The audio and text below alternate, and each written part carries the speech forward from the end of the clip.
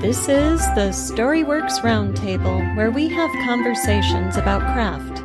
Because becoming a successful author begins with writing a great story. Hello and welcome to this week's Storyworks Roundtable. Today, Kathryn and I are talking about how to critique another writer's manuscript. So, we've done a show or two in the past where we've talked about being in a writer's group, the value of it, what you get out of it. But I don't think we've talked about how you can be a good critique partner for other writers. So let's start first with etiquette of critiquing people's writing and then get into a little more nitty-gritty, like what to look for, how to mark things, etc. Kathryn, if you had any bad writers group etiquette experiences, any horror stories from the trenches? Oh, yeah, I think the worst one for me, etiquette-wise, is when you act like you know everything when you're talking to the person who's writing your critiquing. And this can be super subconscious. Like, I'm sure the people are not, like, standing there going, I am the world's best source for grammar, and I'm grammatical thinker, but, like, at the same time, it's very easy to fall into the trap of saying, I know this, and I know this, and I know this, and therefore you. And I think it's really hard, especially when you're with a group of writers who maybe are at differing levels, to feel like you know more than the people sitting next to you. So just to be very careful to be humble about your knowledge and the way that you present it, because you don't want to turn writers into enemies. Like, let's all be friends, people, and not be rude or disparage someone without even really realizing you're doing it just by trying to share your knowledge. So that's my biggest etiquette. Yes. Yeah. And related to that, which we might want to talk more about later in the how-to part, is don't tell writers how to fix their stories. So you can, of course, you can make a suggestion in certain ways, but don't go in there and think you're going to repair their story. You are not the fiction handyman or handy person, Not their co-writer. You are not going to get a title or a credit on their book. Like, no, that's not the point. Yeah, absolutely. And don't act like you know everything about the story. One thing I find with writers all the time is I know there are things in their heads that are not getting onto the page in the story. And so when a critiquer comes in and tries to fix what's on the page, they might not have the whole world or the whole sense of character or everything that is in that writer's head. So I think this connects to being humble and, just you might make a suggestion about what's on the page, but understand that you are limited to what's on the page. And so your suggestion might not be relevant.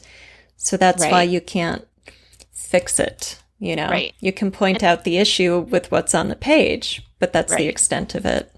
I find suggestions are the most helpful. I know I'm jumping into section 2 here, that's okay. I find suggestions are the most helpful if you're rewriting something just for prose clarity or something that's all on the page already. So you're not dealing directly with ideas or problems with, what's wrong with what is available, but more like with, I didn't understand this, so let me rewrite it, rearranging it to where it makes more sense to me as a reader, because then they get to see why you were confused, which can really help with them and their structure, but without you being like, well, I think that you need to make sure that blah blah blah, so that's kind of the difference between a helpful suggestion and something that you may be overstepping.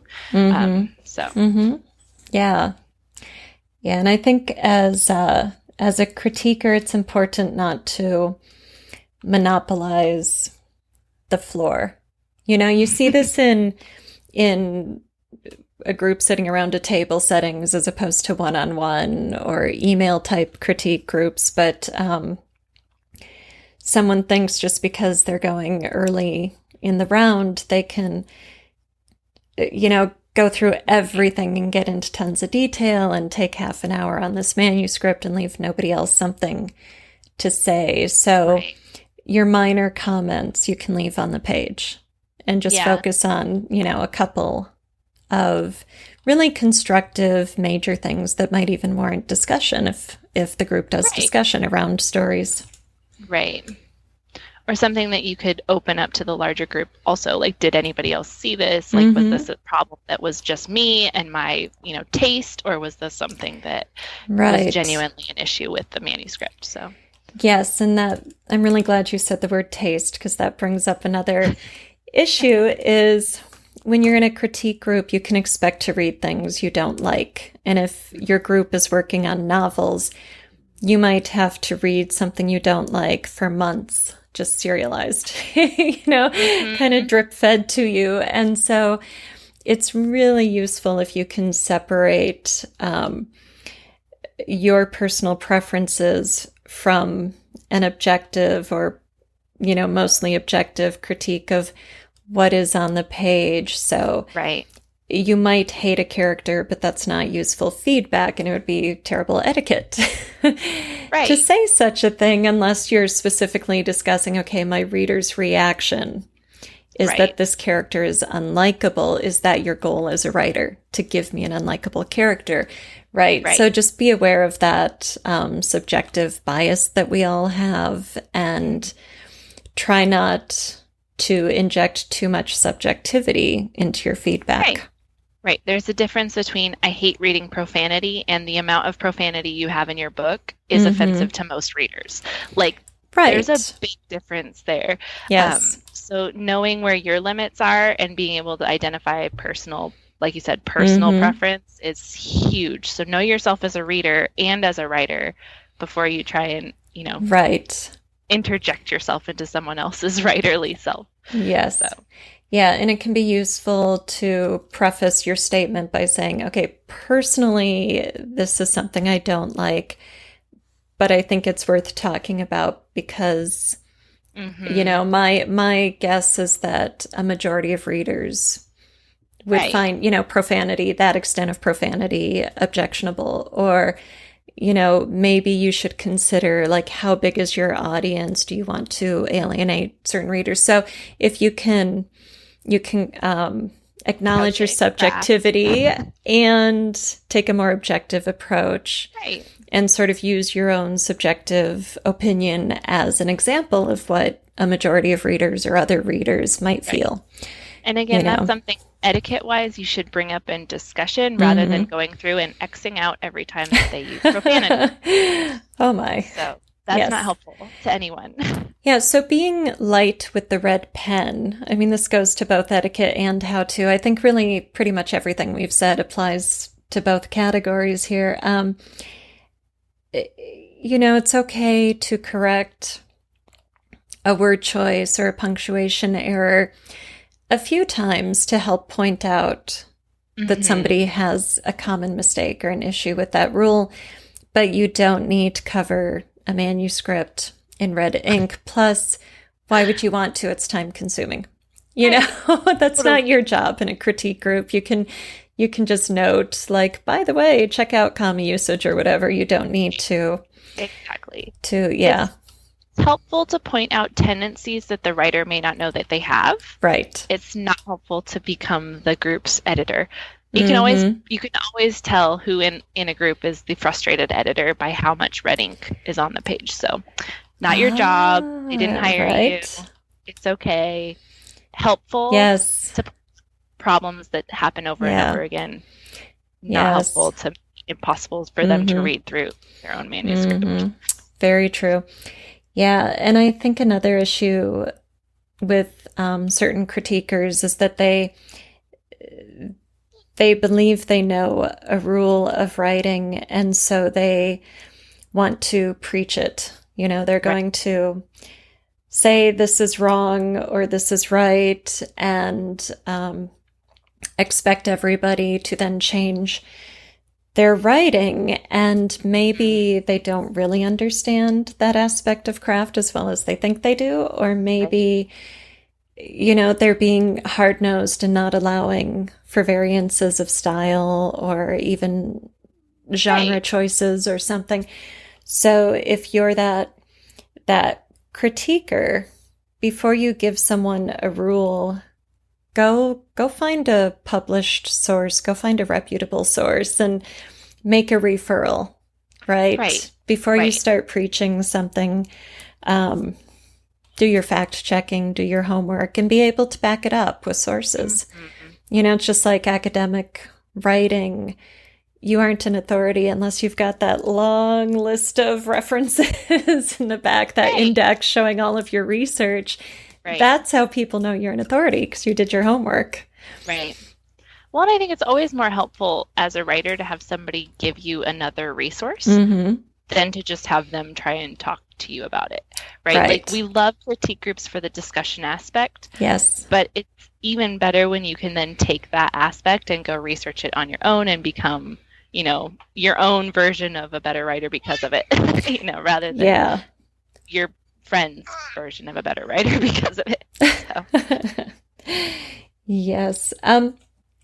What have you learned about being a good critiquer over the years of your involvement with other writers? Be as specific as possible. I think that's always been really helpful. Not only for me, but for the person, that I'm critiquing, is to be able to speak directly to very specific things. So I know we just said, don't go crazy with the red pen or anything, but being specific to this character in this scene is, it's so that you can prove, one, that you care enough about their writing that you've read it, right? You aren't just saying, oh, well, I got 10 pages in and then this is all your blanket problems. Being as specific as possible and as detail-oriented as possible with what the problem that you are having is can allow the writer to pinpoint where they need to grow. Otherwise, it just becomes this great, okay, I guess I'll have to do something about that. Right. Which isn't always helpful. And can be very frustrating, especially to newer writers, when they don't know where to go from there. Oh, you're having problems with characters, I just don't believe them, isn't helpful. Yes. I'm having a problem with Bob on page 14 when he says this because I just don't believe that a mechanic would know this, or whatever. Then it allows them to go back and say, oh, okay, so believability is an issue. And then you could say, and Bob continues to have issues, right? But at least they have a very solid thing to go back and look at. And I think that's been the most helpful, both for me and as a critiquer, is to be able to have those discussions with very specific, concrete examples and details in front of you. So. Yeah, absolutely. And I think it's important too that we stick with what's on the page. It can be easy to go other places when you're in a group where there is a lot of discussion and you maybe have talked to the writer and the writer's ideas and the writer's themes and a lot of the background and information around the story, but your job as a critiquer to help make what's on the page, what's going to be presented to the reader, stronger. So you can't, as you're critiquing, it's sort of like you have to forget what you know that isn't on the page, or what you might know but hasn't been presented to the reader yet. You have to kind of let go of any contextual information you have in order to stay with the concrete of, here's this. And then in discussion, you can always say to the writer, I know you've talked about integrating, I don't know, issues of faith into the story, but I'm not seeing that in this character yet. And, I think you want to, right. So there are ways to approach that. So forget what what isn't on the page. Right. Exactly. Right. Because you are trying to approach it as a clean reader, as clean as you can. And to give them that, yes, your world building is fantastic. We've talked about it. It's not here. I don't have concrete this or that or the other thing. So, yeah. And hand in hand with that, ask a lot of questions.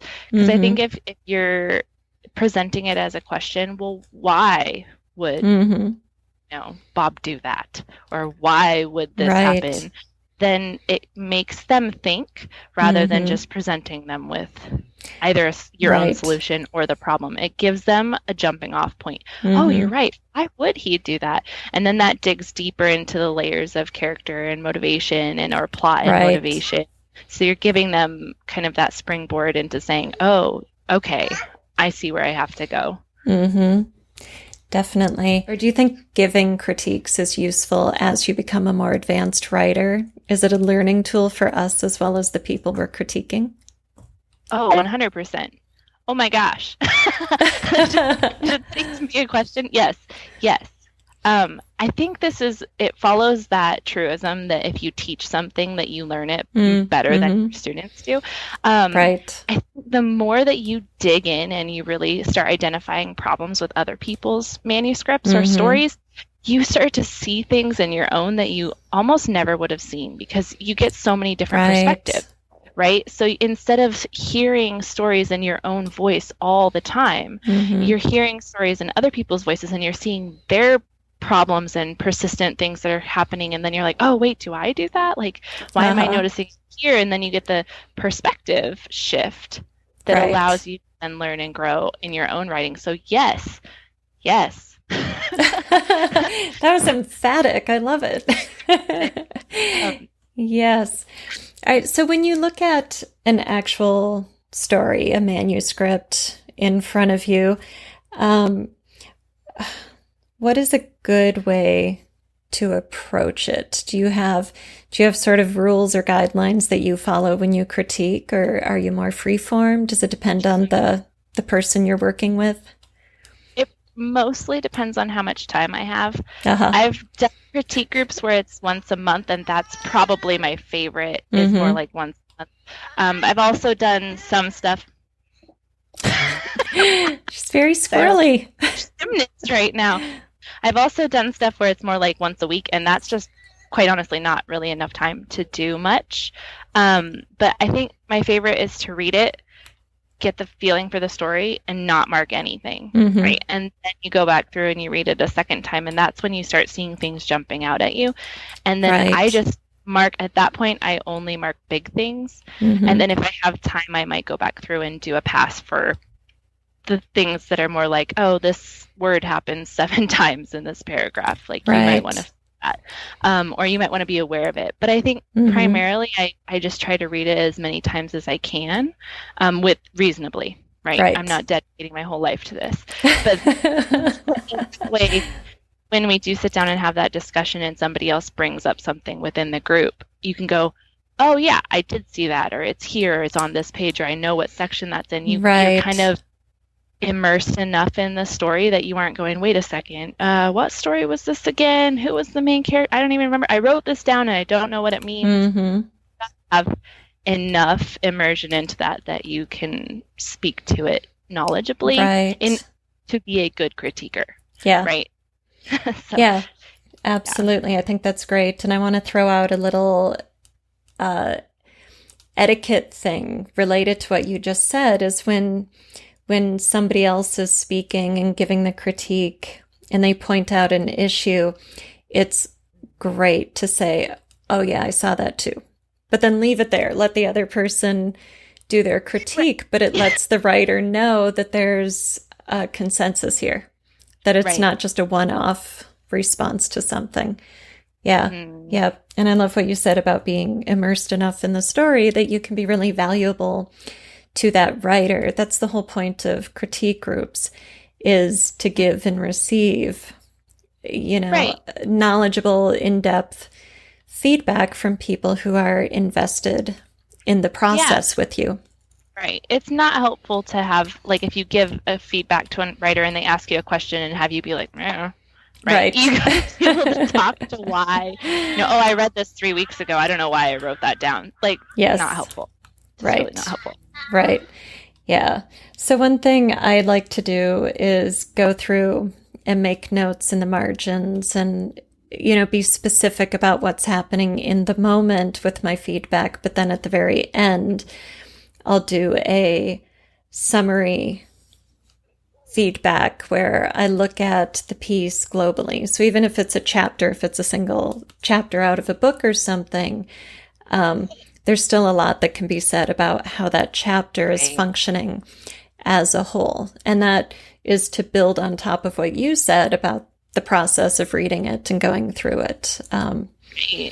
Yeah. And that summary piece is so important. Like if you have time to read that writer a summary, that's where you get to say the fun stuff like, I really liked your character, or I really liked it, but you don't do that as you're reacting to the text. And they may miss you saying that at the critique group. So if it's written there in your summary, like they have something to hold on to that makes their little writer heart go, oh, I did something right. You need that, right? So it's the opportunity to say, you did this really well, but this was really hard, or, like, so you can give that kind of back and that encourages, but also allows them the room for the growth. So, yeah, really important. It is. And I love that you brought up positive feedback, because I don't think we've mentioned that before in this episode. So a really important part of being a good critiquer is, yes, we focus on constructive criticism. That's our job. That's why we're doing this for each other.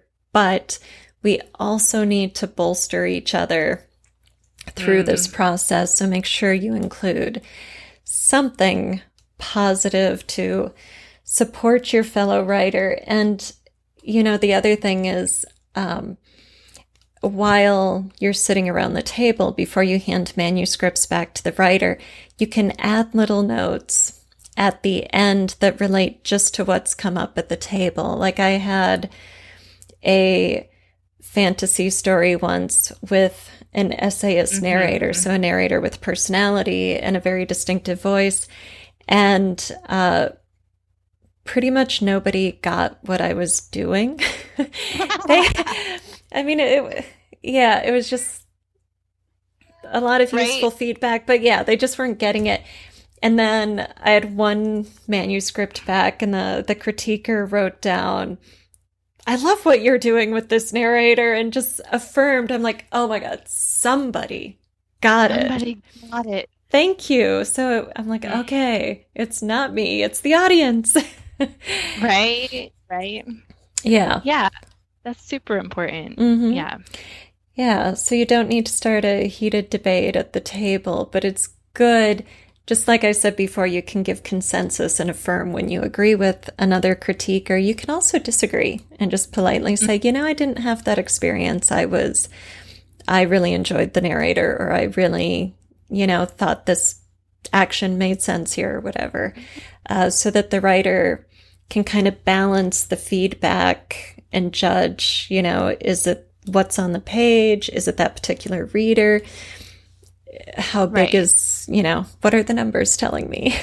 Right, exactly. Because again, subjective art. Yes. It is an art. And ultimately the writer is the person who gets to decide that. So again. Yes. Yeah. Excellent. Any other, anything else we need to say about being a good critiquer, or any more about, the actual looking at the page with the proverbial red pen in hand? Right.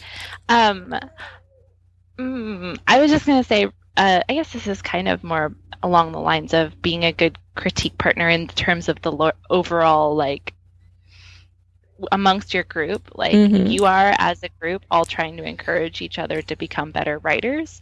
So I think you got to keep your main goal in mind, right?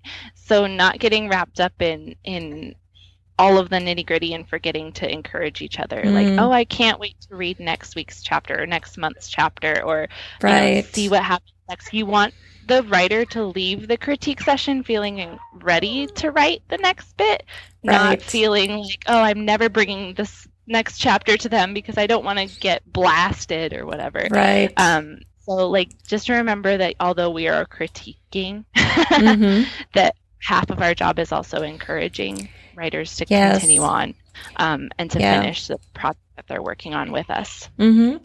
Yeah, and I think it's important, too, to kind of get to know your fellow writers around the table. So you might know a certain writer who really loves nitty-gritty detailed feedback, and another writer who's maybe newer at it and needs more encouragement and some broad stroke feedback. And so tailoring your feedback toward the person who's receiving it, not in a mushy, feel good, everybody gets a gold star way, but in a really constructive, meet your writer where they're at to be the most helpful way. Right. Exactly. And that's when you get critiques groups that stick together, that really help each other out, that really grow together. And honestly, you can get really, really strong out of that because you get to feed off of everybody else's collective knowledge. So, hey, Storyworks writers, speaking of writing groups and critique partners and awesome groups of writers who want to help each other grow, I am looking to start a small group of handful of writers who really want to move forward and grow together. I want to do it as a live writing critique group. So if you are in Western Washington, specifically the Seattle/Kitsap County area, please hit me up at the Storyworks Writers Facebook group, and let's see if we can get something started. And just to clarify, by live group, you mean sitting around a coffee table, not a digital group. Not a digital group. Sorry, guys. Right. And I encourage everyone, if you want to start a writing group, put it in the Facebook group, say where you're at, see if there are other writers around who would love to join you. That's right. Because, if you're all at Storyworks Writers on Facebook, you're all interested in growing your knowledge of craft and developing as writers. Oh, this is exciting. I can't wait to see new critique groups blossoming. Yeah, let's do it. Let's do this thing. Thank you for listening to the Storyworks Roundtable. Find all our shows, show notes, and videos at storyworkspodcast.com. Right on. All right, let's end it there. All right. That was right on with the W, by the way.